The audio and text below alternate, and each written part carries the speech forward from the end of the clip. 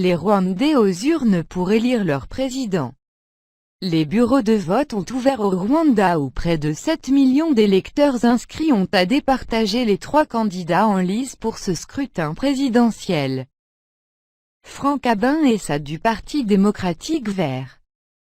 DGRP, le seul parti d'opposition toléré, Philippe Mpayimana, candidat indépendant tout juste rentré d'exil et le président sortant, Paul Kagame, ultra favori en lice pour un 3e septennat. Il y avait affluence ce vendredi à l'ouverture des bureaux de vote à Kigali, 5h où les électeurs font la queue dans le calme. Si le vote n'est pas obligatoire, il est du moins fortement encouragé. Les électeurs viennent voter tôt en général, rapporte notre correspondante. En milieu de matinée, et il est fréquent que près de la moitié des électeurs aient déjà voté, signale un responsable de bureau de vote. Une élection au résultat attendu. L'élection est jouée, n'a cessé de répéter tout au long de la campagne électorale le président Paul Kagame.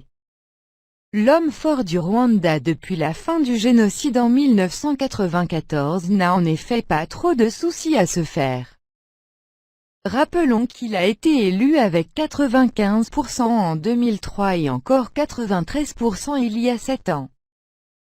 Crédité d'avoir amené la stabilité dans le pays et d'avoir relevé une économie exsangue après les massacres, Paul Kagame demeure populaire. Cependant, il est aussi accusé de réprimer depuis 23 ans toute voix discordante. Seuls 2 autres candidats ont été autorisés par la commission électorale à participer au scrutin. Franck Habineza, le président de la seule formation d'opposition tolérée du pays, le Parti démocratique vert et un candidat indépendant Philippe Mpayimana.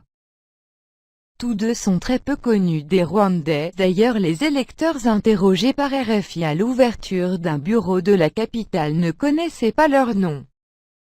Franck Habineza et Philippe Mpayimana n'ont eu que 3 semaines pour faire campagne.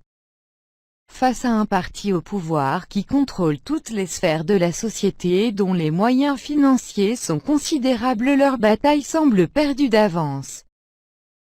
Au point que des observateurs qualifient cette opposition de simple faire-valoir au président rwandais.